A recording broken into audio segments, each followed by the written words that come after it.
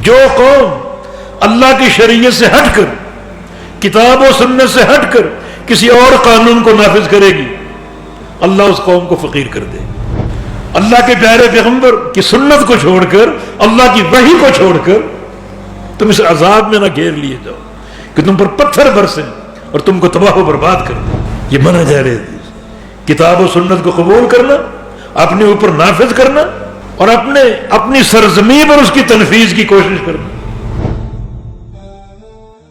نبی علیہ السلام کی حدیث بھی ہے وَمَا حَكَمُوا بِغَيْرِ مَا أَنزَلَ اللَّهُ إِلَّا فَشَا فِيهِمُ الْفَقْرَ، جو قوم اللہ کی شریعت سے ہٹ کر، کتاب و سنت سے ہٹ کر کسی اور قانون کو نافذ کرے گی، اللہ اس قوم کو فقیر کر دے گی، وہ قوم تباہ ہو جائے گی۔ کوئی امن نہیں اور کسی سلامتی کی ضمانت نہیں اگر کتاب و سنت سے ہٹ کر کسی اور چیز کو نافذ کرتے۔ یہ منہج اہل حدیث، کتاب و سنت کی تنفیذ، قرآن و حدیث کی اتباع۔ بلکہ اس کے برعکس نبی علیہ السلام کا ارشاد گرامی کہ حد یقام فی الارض خیر لهم من ان یمطروا 40 صباحا، اللہ کی زمین پر کوئی قوم ایک حد قائم کر دے، کسی چور کا ہاتھ کاٹ دے، کسی زانی شادی شدہ کو سنسار کر دے، کسی شرابی کی پشت پر کوڑے مار دے، اللہ کتنا راضی ہوگا اور اس قوم کو کیسے نوازے گا۔ فرمایا کہ زمین پر 40 دن رحمت کی بارش ہو، رحمت کی بارش، تو زمین اس کے نتیجے میں کیا کیا خزانے اگلے گی، اللہ اس قوم کو اس سے بڑھ کر عطا فرمائے۔ یعنی 40 دن کی رحمت کی بارش ایک طرف ہو، اس کے فوائد ایک طرف ہوں، اس کے ثمرات ایک طرف ہوں، اور ایک قوم اللہ کی ایک حد قائم کر دے، اللہ ان فوائد اور ثمرات سے بڑھ کر اس قوم کی جھولی میں ڈال دے۔ یہ منہج اہل حدیث، کتاب و سنت کو قبول کرنا، اپنے اوپر نافذ کرنا اور اپنی سرزمین پر اس کی تنفیذ کی کوشش کرنا، امن و سلامتی کا ضامن، رزق کی وسعت کا ضامن، ورنہ فتنے ہی فتنے، خطرات ہی خطرات۔ امام مالک کے پاس ایک شخص آیا اور آ کر کہا کہ میں عمرہ کرنا چاہتا ہوں، احرام کہاں سے باندھوں؟ فرمایا ذوالحلیفہ سے، نبی علیہ السلام کی سنت۔ کہا کہ میری خواہش کچھ اور، چند میل پہلے مسجد نبوی ہے، اللہ کے پیارے پیغمبر کا روضہ ہے، تو کیوں نہ وہاں سے باندھ لوں۔ فرمایا کہ وہاں سے باندھو گے تو فتنہ ہوگا، مبتلا فتنہ ہو سکتے۔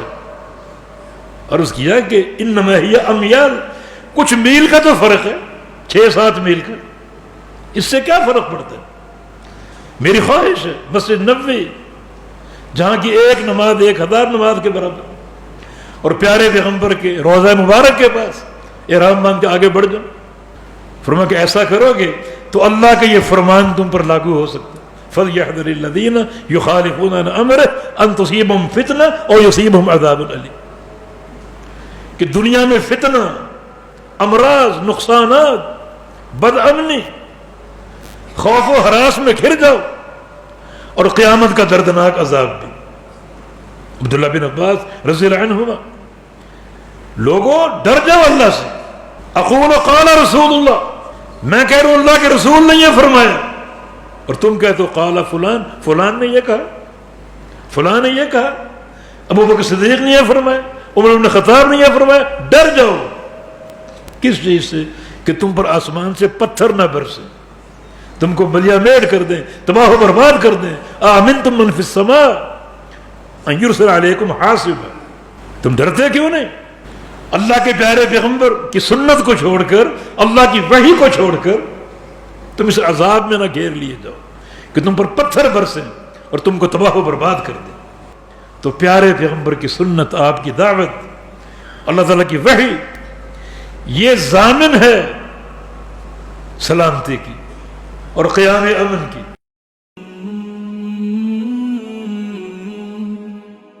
سبسکرائب کریں اور بیل آئیکن پر کلک کریں تاکہ آپ کو بر وقت ہماری ویڈیوز کا نوٹیفیکیشن مل سکے۔